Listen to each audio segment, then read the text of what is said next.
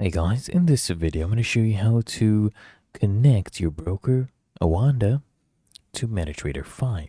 First thing I want you to do is just launch the MetaTrader 5 app. Come to the top left, click here on File. Okay, you get this drop down menu.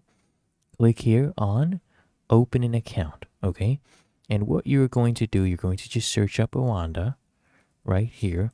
You'll get all the different servers. So just make sure you're using the right server for your account. So if you're using a demo account, use the demo ones. If you're using the OANDA one right here, you can do this, OANDA MT5. Go choose those. So click here on next. And then what you want to do, you either open a demo account, hit continue, or you can connect, okay, with an existing trade account. You just enter the login and password. You choose the correct server, okay, and then hit finish.